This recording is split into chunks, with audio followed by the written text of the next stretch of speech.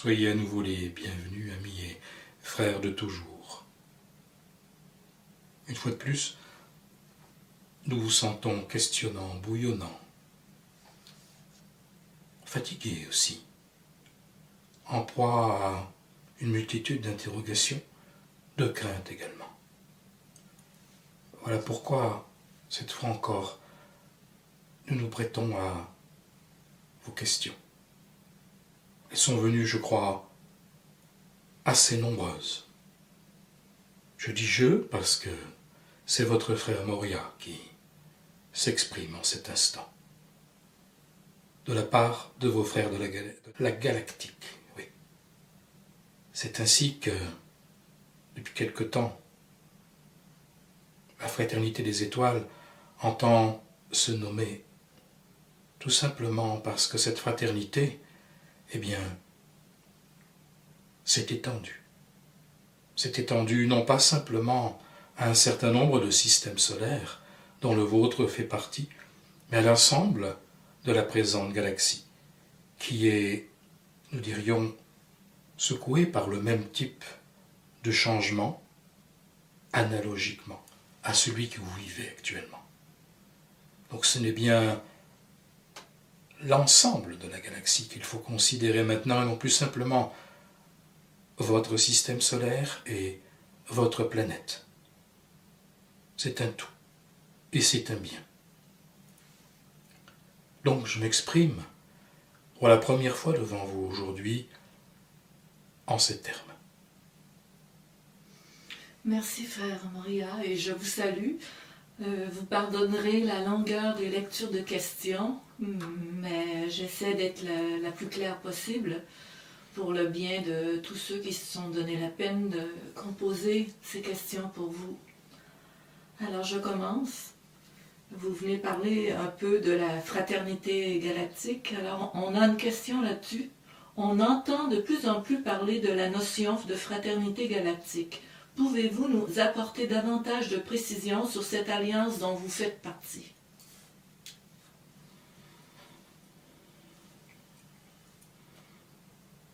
Ne parlons donc que de notre galaxie, bien sûr, puisqu'il y en a une multitude. Il faut remonter évidemment à l'aube des temps pour comprendre ce qui s'est passé. Mais dès lors où, dans la présente vague de vie,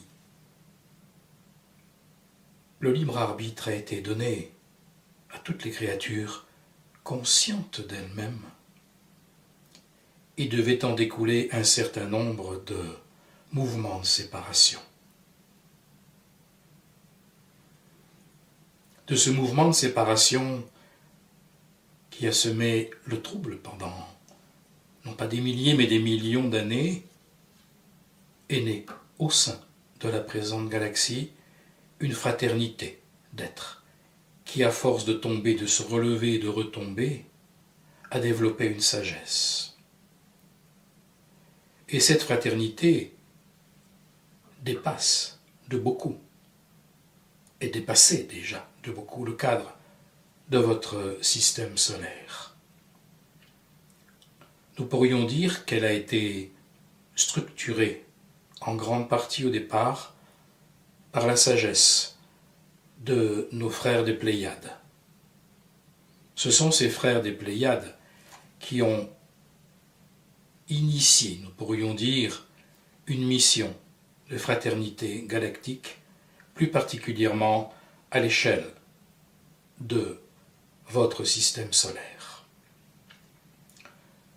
La fraternité des Pléiades a confié, nous pourrions dire, le protectorat de votre planète essentiellement aux frères de Vénus. Mais cela, vous le savez.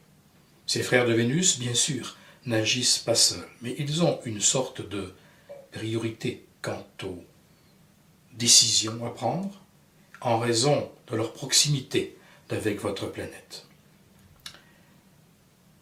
Il y a plus de 18 millions d'années, au sein de cette fraternité, dirigée par nos frères des Pléiades, en haut de la pyramide, pourrions-nous dire, eh bien, il y a eu une scission toujours due à ce fameux mouvement du libre arbitre.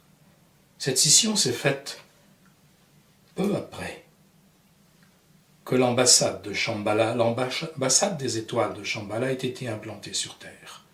Et elle s'est faite tout simplement parce que, parmi les membres de la fraternité d'alors, certains ont estimé que la population de l'humanité terrestre avançait très très peu, voire n'avançait pas, tout au moins selon leurs souhaits. Il y a donc eu une scission, là également, dans cette fraternité. Tout cela pour vous faire comprendre également que ces êtres sont également d'une liberté totale, c'est entendu, mais également que ce ne sont pas des dieux, ni des demi-dieux. Néanmoins, ceux qui ont agi dans le sens de la scission ont voulu s'implanter sur Terre afin d'intervenir à leur façon sur le code génétique de l'humanité. On trouve de leur passage dans votre humanité beaucoup de traces sous la forme de demi-dieux, justement, ou de héros au pouvoir surhumain, dans l'Antiquité de toutes vos civilisations. Ceux qui étaient restés dans l'axe initial de la fraternité les ont regardés faire, jusqu'au jour où, constatant les dégâts de cette intervention trop radicale dans le schéma du développement de l'humanité, ont jugé bon d'intervenir. Ils ont jugé bon d'intervenir par l'envoi sur Terre accéléré d'un certain nombre d'avatars. En-delà, au-deçà des formes de mutation qu'essayaient de mettre en place les dissidents. Et le point culminant, évidemment, vous vous en doutez sans doute, de l'intervention de la fraternité galactique sur Terre, était la venue du Christ. Voilà en quelque sorte ce qui s'est passé. Cela n'est pas nouveau, évidemment, pour un certain nombre d'entre vous, mais comme la question nous est posée, et que de plus en plus il y a de nouvelles oreilles et de nouveaux cœurs ouverts à informer, voilà. Ceci est bien sûr une histoire très courte, vous vous en doutez. Merci. Donc soyez bien conscients qu'il y a dans cette fraternité galactique initiale eu une scission, comme il y en a constamment chez les humains. Merci. On peut lire ici et là sur Internet ou dans les livres qu'il y aurait une véritable guerre des étoiles dans notre galaxie où l'un des enjeux serait la planète Terre. Est-ce exact? C'est tout à fait exact et c'est, nous pourrions dire, la conséquence de ce que je viens de vous exprimer, de vous exposer. Alors, que répondre à ceux à qui cette information donnerait le vertige tout en les laissant découragés? De ne pas se soucier de cela, tout simplement. Laissez aux étoiles ce qui est du domaine des étoiles et souciez-vous de votre propre village qui est la Terre. Nous voyons beaucoup d'entre vous, beaucoup trop d'entre vous, partir dans des directions, nous dirions, romanesques, dignes de romans de science-fiction, en échafaudant toutes sortes d'hypothèses, en exploitant de véritables ou de faux messages provenant des étoiles, et perdre leur temps ainsi. Bien sûr, nous ne vous cachons pas que cela existe, cette dissension stellaire ou galactique, parce que la notion de liberté induit potentiellement aussi la notion d'errance pendant un certain temps, et cela à tous les niveaux, même au niveau archangélique, vous le savez bien. Néanmoins, là où vous en êtes sur Terre aujourd'hui, ce n'est pas réellement là qu'il faut tourner vos oreilles et votre cœur. Comment voulez-vous aider vos frères de la galaxie, ceux de l'unité, ceux de l'union, ceux de la synthèse. Comment voulez-vous les aider à vous aider si vous vous éparpillez intérieurement à essayer de comprendre des problèmes qui vous dépassent totalement? Non pas faute d'intelligence, mais faute d'informations crédibles. Vous le savez, ne passez pas votre vie maintenant dans ces directions. Ce qu'il vous appartient de faire, c'est de faire la paix chez vous, dans votre cœur. Et en faisant la paix chez vous et dans votre cœur, vous aiderez vos frères des étoiles de l'union également dans la force qu'ils déploient pour créer également cette union au niveau cosmique, pour la nourrir. Donc ne vous souciez pas de ce qui est hors de votre portée. Sachez que cela existe et c'est tout. La floraison se fait à un niveau cosmique. Elle ne se fait pas simplement au niveau terrestre. Alors ne prenez pas systématiquement tout ce qui vient des étoiles ou tout ce qui semble venir des étoiles pour nécessairement lumineux. Merci. Pouvez-vous nous parler de cette énergie que l'on dit plasmique ou photonique qui nous inonderait depuis 2012? Il n'y a pas grand-chose à en dire sans entrer dans des schémas, dirions, scientifiques ou de physique quantique qui dépasseraient la plupart d'entre vous. Il n'y a pas grand-chose à en dire si ce n'est que vous devez comprendre cette énergie-là, cette énergie photonique ou plasmique, comme le lien qui va permettre aux scientifiques de comprendre ce qu'est le prana. En fait, il est question de grains de vie. Et derrière ces grains de vie, mais là la plupart de vos chercheurs n'y sont pas encore, il y a des graines d'akasha. Donc, l'énergie photonique, c'est globalement parlant l'énergie pranique, celle dont est totalement nourri l'éther de cet univers. Donc la découverte de cette énergie, le fait de plonger dans son fonctionnement, va vous permettre petit à petit de comprendre comment fonctionne le monde éthérique et les moules, les préformes dont la matière naît, et au-delà de ça, la notion des existences parallèles, des univers parallèles. C'est un premier pas dans cette direction-là. Mais là encore, n'allez pas trop dans les élucubrations, parce qu'il se dit aussi n'importe quoi dans les milieux des chercheurs, nous dirions sérieux, et des chercheurs plus amateurs, il se dit aussi n'importe quoi. Laissez-les faire leur travail et les choses mûriront.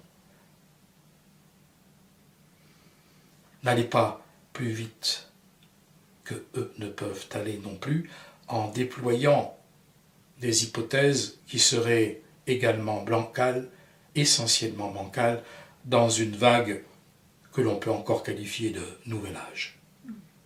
Il y a des bêtises dans ce milieu-là, tout autant que dans le milieu scientifique. Restez centré sur votre expérience intérieure du prana et de l'akasha. Frère Moria, les bouleversements climatiques actuels sont-ils le fruit de l'éthérisation de la Terre, de la pollution ou bien de manipulation artificielle à but subtilement politique? La réponse est très simple. De tout cela à la fois.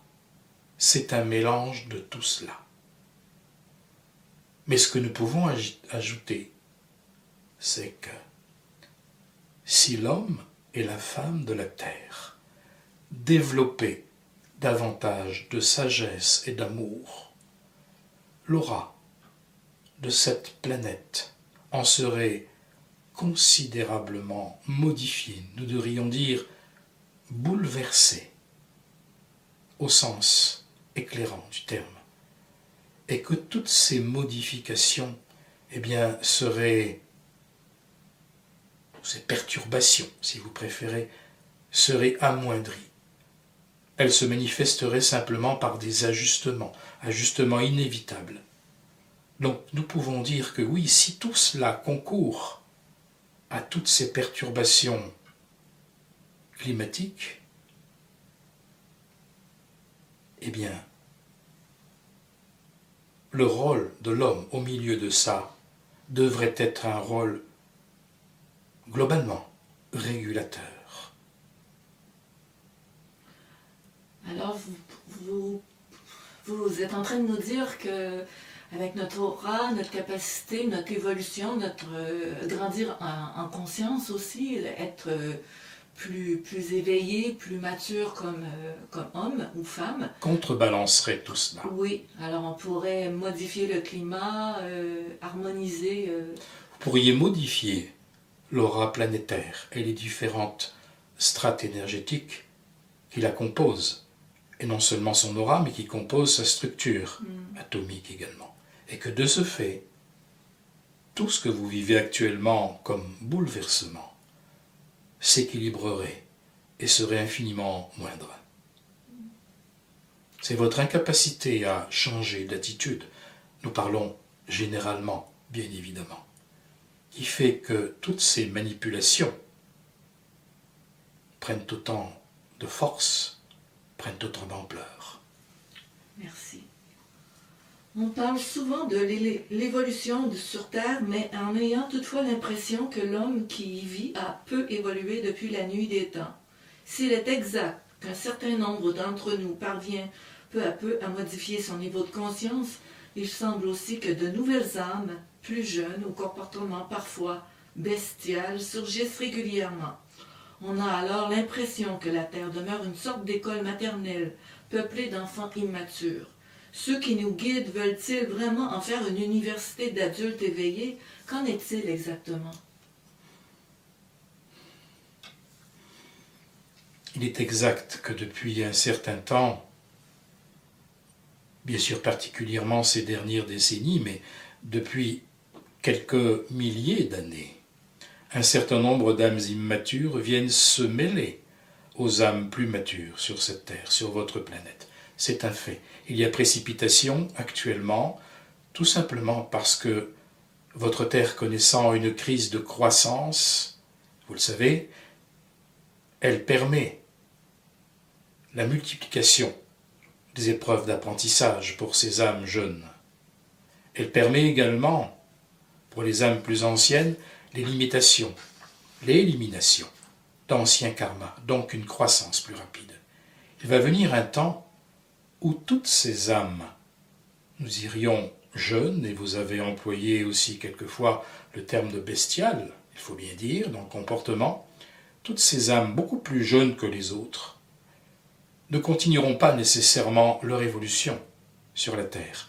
Elles repartiront dans d'autres univers dont elles sont issues, avec un savoir, avec une compréhension, avec une accumulation de données qui leur permettront de faire croître le monde, ou les mondes plutôt, dont elles sont issues. La Terre va donc à un moment donné se retrouver avec une population beaucoup plus réduite, d'âmes plus anciennes, nous dirions même très anciennes, celles qui l'ont peuplée dès le départ.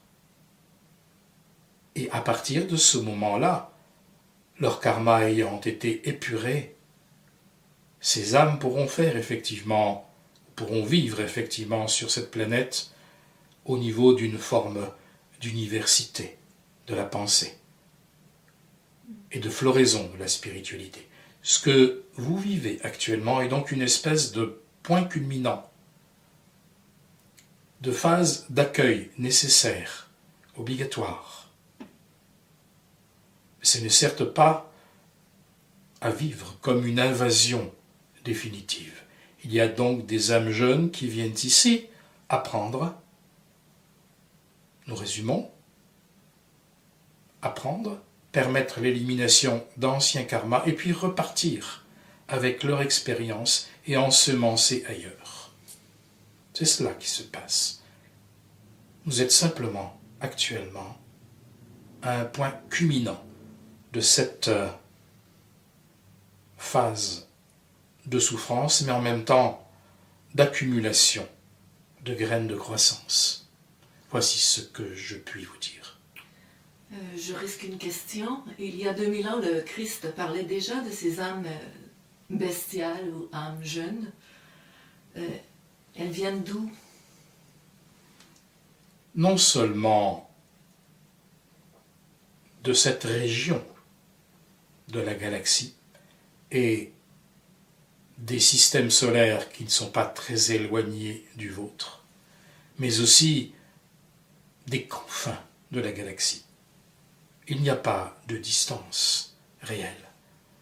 La distance n'est qu'une prison mentale jusqu'à un certain point de l'évolution de la conscience. Après, ces notions explosent, volent en éclats. Merci. En février 2012, vous disiez chercher un moyen de faire connaître, mais c'est les Frères des Étoiles, vous disiez chercher un moyen de faire connaître votre existence à la population terrestre par le biais des canaux de télévision afin d'établir un contact à grande échelle. Cela est-il toujours d'actualité? Et si oui, pouvez-vous évoquer une date approximative pour cela? Je pose des questions. Je ne me permettrai pas de répondre à la place de mes frères des étoiles à cette question. Néanmoins, je crois simplement savoir que cette hypothèse recule dans le temps. Ce qui ne veut pas dire qu'elle soit à mettre de côté, mais elle recule dans le temps. Mais je ne peux m'exprimer à leur place. Personnellement, j'ai un avis. Et si je dis j'ai un avis, c'est parce que c'est une façon de vous faire comprendre que nous sommes constamment, nous, de la fraternité de Shambhala et eux, de la fraternité galactique, nous sommes constamment en état de contact et d'évaluation de la situation. Nous échangeons entre nous. Il n'y a pas de plan définitif. Celui-ci se réajuste constamment parce que vous êtes libre. Quelle est votre opinion sur la prolifération des canaux ou channels dans le milieu dit spirituel? Je crois que nos frères des étoiles se sont déjà exprimés sur ce point, mais si vous voulez, si vous souhaitez mon avis, je peux le donner. Mais sachez déjà qu'il recoupe réellement beaucoup de choses qui vous ont été dites. Nous dirions que sur 100 canaux, pour ne pas dire channels, sur 100 canaux, il y en a peut-être 15 ou 20 qui sont authentiques. Ce qui ne signifie pas pour autant que le pourcentage qui reste triche. Il y a évidemment des falsificateurs, des tricheurs. Mais il y a aussi simplement des êtres qui traduisent et qui expriment quelque chose en eux qui est bon la plupart du temps, mais quelque chose qui ne vient pas des étoiles, qui ne vient pas de Shambhala. C'est leur être supérieur qui s'exprime. Il y a donc dans ces formes d'expression également un grand nombre d'erreurs qui traduisent simplement les espoirs ou les envies personnelles de ces canaux. Néanmoins, nous pourrions dire que sur 100 canaux, certainement plus de la moitié sont des simulateurs. Et nous avons, j'éprouve personnellement une forme de tristesse à évoquer cela. Parce que nous ne sommes certainement pas en un temps sur cette planète où il faudrait autre chose que la stricte vérité. Mais encore une fois, aucune pierre n'est jetée, parce que cela fait partie du libre arbitre. C'est simplement regrettable. Bien sûr, même dans l'erreur, certains de ceux qui écoutent les faux canaux parviennent de temps en temps à progresser. La difficulté, et là où il y a quelque chose effectivement qui est regrettable, c'est que la plupart des cadeaux qui ne sont pas purs transmettent, malgré le fond qui se veut ascendant, qui se veut bon, qui se veut lumineux, transmettent une forme d'hypnose et de sommeil. Or, ce n'est pas l'hypnose et le sommeil qui font évoluer. L'hypnose et le sommeil endorment un peu plus, persuadent ceux qui y succombent qu'ils font partie d'une sorte d'élite plus évoluée. Mais ce dont vous avez besoin le plus aujourd'hui, c'est de vous responsabiliser, de voir les choses en face, de vous secouer. Et c'est un peu mon rôle, de secouer. Voilà pourquoi certains me disent « sévère, redoutable », je ne le suis pas. J'ai le cœur rempli d'amour. Mais lorsqu'il y a une chose à dire, pour rectifier ce qui n'est pas droit, il m'incombe de le faire, ce que je suis présentement en train de faire. Continuez, montez en vous-même, soyez exigeant en vous-même, soyez exigeant aussi envers les autres. Je n'ai pas dit intransigeant, car l'exigence et l'intransigeance sont totalement différents. Soyez aimant, mais demandez du vrai et du simple. Vous ne me verrez pas partir dans des enseignements qui seraient des enseignements, nous dirions, essentiellement mentaux, avec une multitude de données quantiques ou ésotériques. Ce n'est pas mon rôle, et ce n'est pas, d'ailleurs, ce dont vous avez besoin les uns et les autres. Vous avez besoin de faire tomber vos écailles encore trop petitement humaines. Lâchez toutes vos écailles. Redevenez ce que vous êtes à la base, des êtres simples. Mieux vaut pécher, entre guillemets, par excès de simplicité que par surabondance d'informations. Ce n'est pas la quantité des informations qui font la réalisation de l'être. L'ouverture de la conscience dont vous parlez tant n'est pas le fruit d'une multiplication d'informations. Beaucoup de maîtres vers lesquels vous vous tournez, qui sont incarnés régulièrement et qui laissent une empreinte très forte sur cette terre, nous ne citerons pas de nom.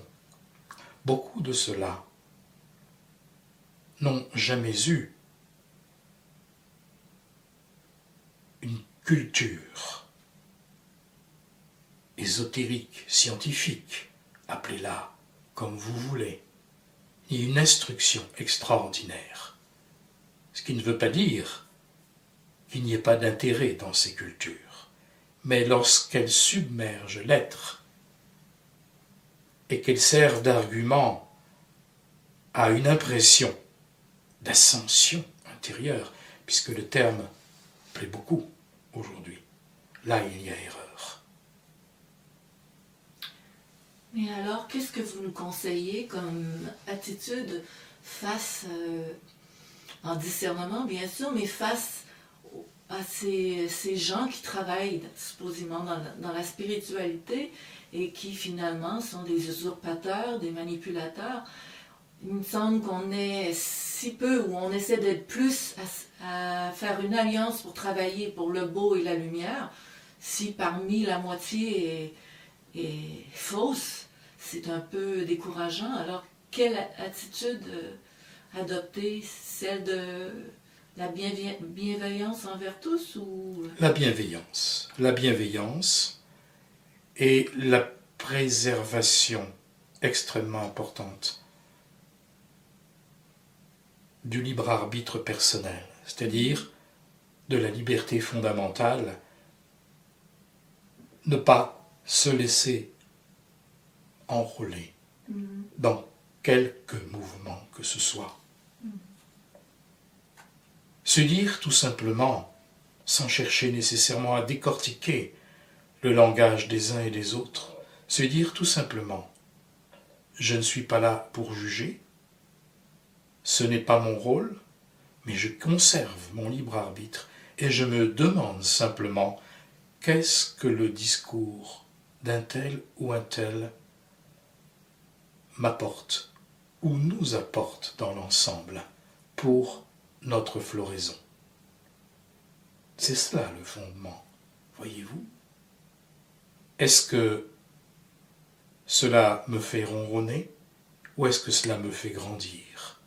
Est-ce que cela me fait me sentir au sein d'une élite qui a tout compris ou qui est en passe de tout comprendre, qui va être emporté sur un vaisseau spatial et qui va passer dans une dimension où alors tout sera beau, grand et merveilleux?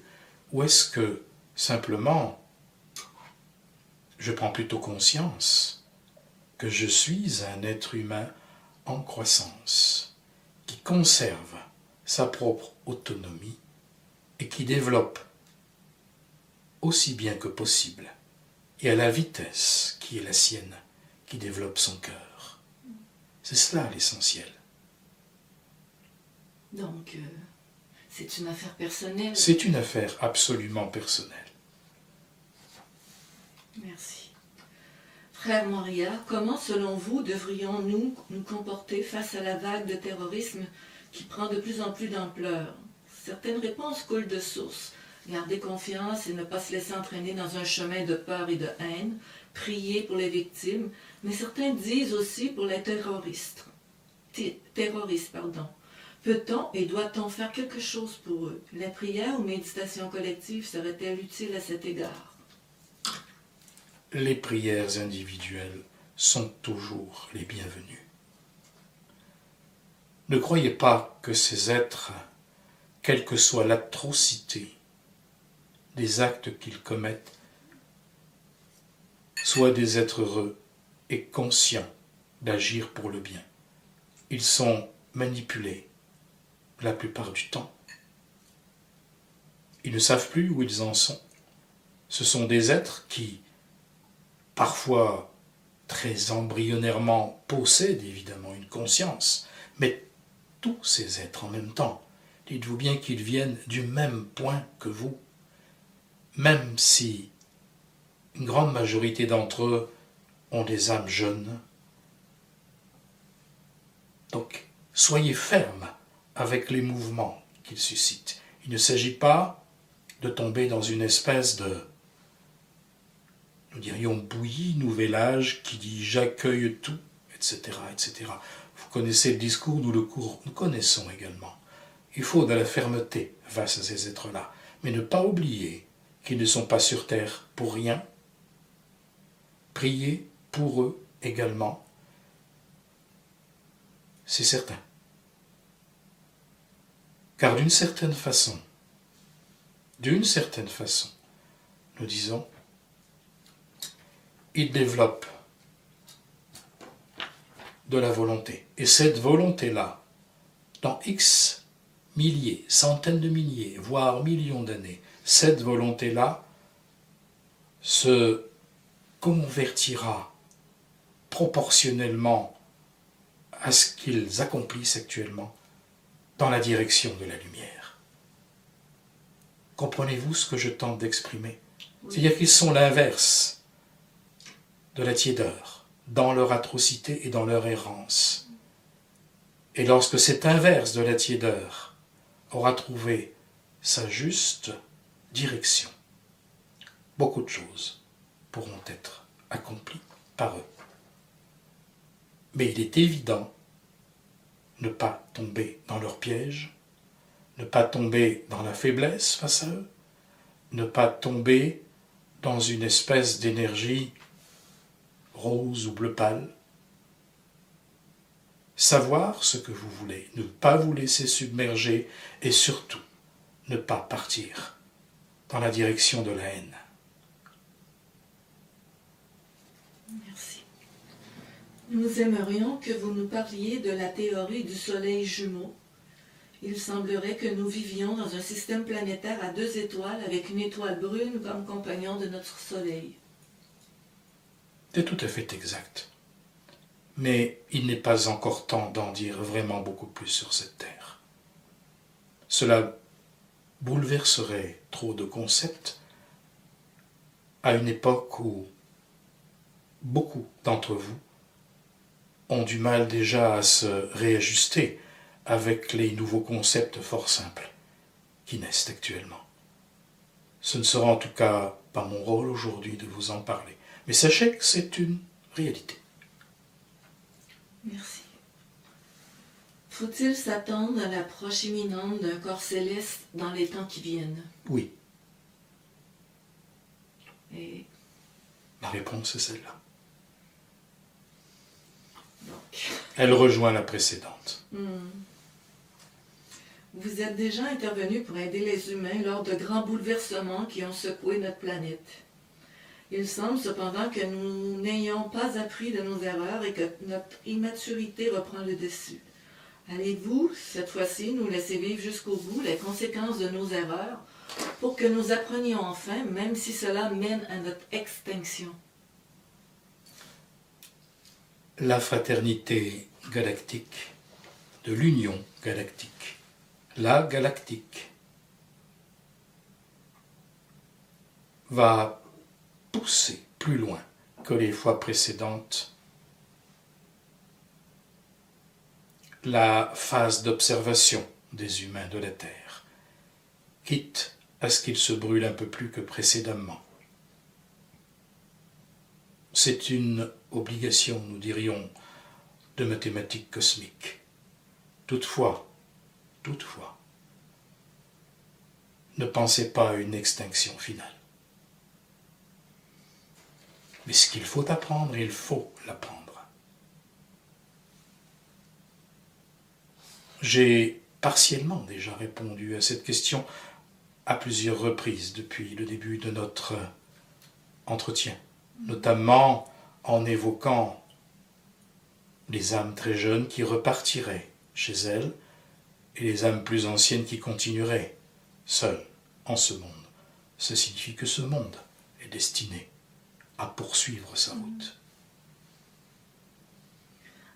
À voir ce qui se passe actuellement, il semble que les efforts d'un minuscule pourcentage d'humains avides de pouvoir et d'argent soient plus productifs que les efforts du reste du monde. Comment est-ce possible? C'est tout simplement une question de balancier cosmique.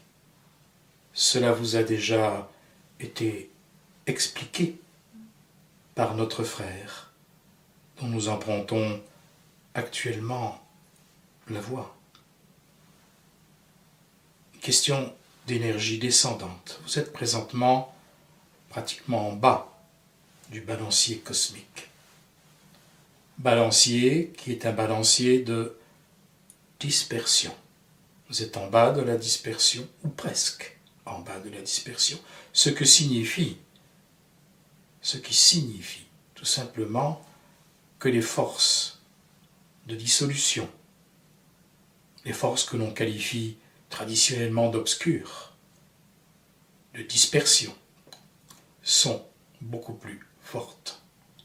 Il est plus facile de descendre une côte que de remonter une côte. Voilà les raisons pour lesquelles tous ceux qui actuellement travaillent dans le sens de l'explosion, au sens le plus global du terme, trouvent leur nourriture très facilement. C'est une question donc de mécanique céleste.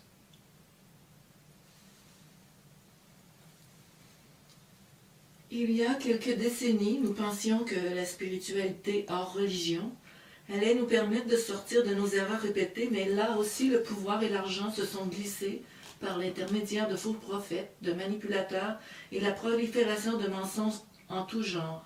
Comment distinguer le faux du vrai? Comment atteindre le discernement? Je l'ai déjà posé, mais je pose des questions qui nous ont été envoyées. Il n'y a pas de réponse catégorique et définitive.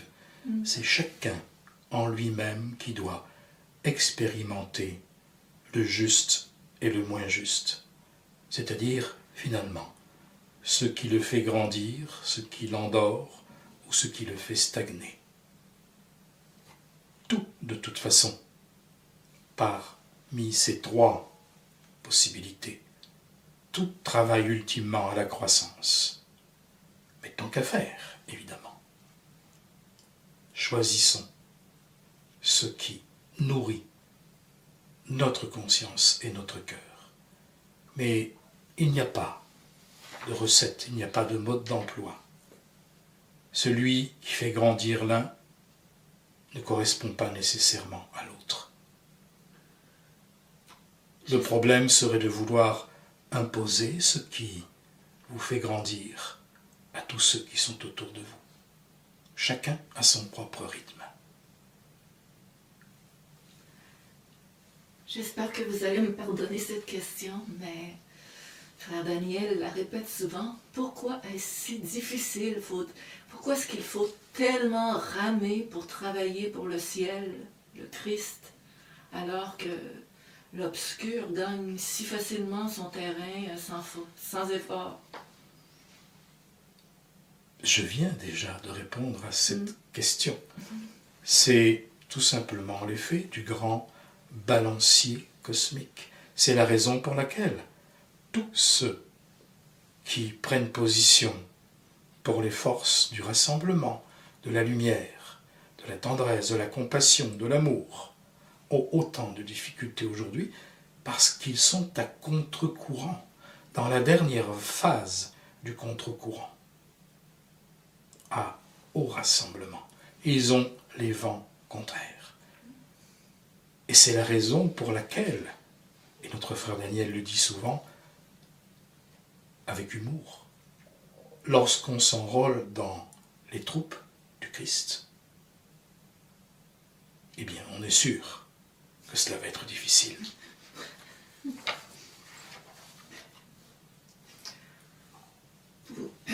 Pouvez-vous nous éclairer sur les peuples qui sont en interaction avec la Terre? Certains parlent de 9 races, d'autres de 80 espèces différentes, certaines pacifiques, d'autres belliqueuses. Qu'en est-il réellement? Pouvez-vous défricher un peu pour nous toutes ces informations contradictoires? Je dirais simplement que cela n'a strictement aucune importance. Je ne partirai pas, et mes frères des étoiles non plus, dans une description des différents types de races qui vous visitent. Il y en a même bien plus que ce que tu as cité. Ce chiffre est encore tout petit par rapport à la réalité des faits. Mais cela importe peu. Une multitude d'êtres provenant d'autres mondes ont, depuis les temps les plus immémoriaux, visité de temps à autre la Terre. Il y en a qui s'y sont intéressés plus que d'autres, c'est tout. Mais quand bien même, je vous dirais, il y en a exactement 33 ou 59 ou 108, cela n'importe pas. Ne vous attachez pas à de semblables recherches, à de semblables démarches. Ce n'est pas ça qui fera de vous de meilleurs êtres humains. Et ce dont la Terre a besoin, elle entend qu'être vivant, complet, global, qui évolue comme vous, et sa population terrestre a besoin d'amour, a besoin de compassion. Soyez donc ces êtres d'amour, de compassion, d'écoute, de partage. Désapprenez les racines de l'égoïsme qui, quelle que soit la beauté de votre âme, sont encore là, toujours quelque part.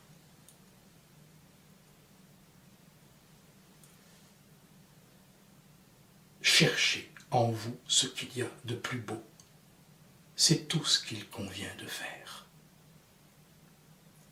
La seule porte à votre libération, à l'instauration d'un monde de paix réelle, durable, passe par là. Ce n'est peut-être pas pour demain matin, mais au moins faites en sorte que ce ne soit pas pour après-demain matin, ou encore après-demain matin. Ne soyez pas comme ces êtres humains qui, quelquefois, lors de leur vie active, disent dans telle ou telle société, je m'occuperai de spiritualité ou de la recherche intérieure, globalement parlant, lorsque je serai à retraite. Là, j'aurai tout mon temps et je pourrai lire, je pourrai étudier. Non, cela ne se passe pas comme ça. C'est dans les 1000 petits détails du quotidien, et vous le savez. Oui, c'est un engagement. Et je le répète, et mes frères des étoiles l'ont toujours répété. C'est dans les petits détails quotidiens que vous devez changer et apprendre à bouger. Ne soyez plus des numéros les uns pour les autres. Ne soyez pas des étrangers simplement qui entretiennent une forme de paix civile approximative. Il vous faut beaucoup plus que cela. Beaucoup plus que cela. Du cœur dans votre vie, de la vérité dans votre vie, de l'entraide dans votre vie. Et les portes vont s'ouvrir. C'est à portée de main. On peut lire sur le web que vous auriez démantelé les bombes atomiques. Est-ce un fait exact? C'est absolument faux. Absolument faux. C'est absolument faux. Et c'est contre toute la démarche de la fraternité galactique unie. C'est contre toute cette démarche-là, relativement au libre arbitre. Voyez-vous réellement un espoir pour que notre humanité échappe à son autodestruction? Je n'ai parlé que de cela. Oui. S'il n'y avait pas d'espoir, je ne serais pas là présentement. Et mes frères des étoiles ne feraient pas tout ce travail. La réponse est là. Avant de conclure, car il faut maintenant conclure, permettez-moi, non pas une expérience, mais un don. Ce don est fort simple, c'est un don d'énergie. Et la distance et le temps ne doivent pas, croyez-le, amoindrir ce don d'énergie. Je vais, à cet instant, par mes mains, transmettre à tous ceux, toutes celles qui m'écoutent, qui ont foi en l'humanité, qui ont foi en la lumière, quelle que soit la tradition qui est la leur. Je vais proposer ce don d'énergie. Et même si c'est dans 5 années d'aujourd'hui que vous écoutez mes propos en cet instant, sachez que vous pourrez ressentir ce que toute la fraternité des étoiles et le monde de Shambhala, par mes mains, par mon cœur, vous offre en cet instant. Fermez les yeux et recevez l'amour pur, pur. Et notre entretien se terminera sur cela dans plusieurs minutes. Recevez notre paix. Cela n'a jamais été aussi vrai qu'en cet instant.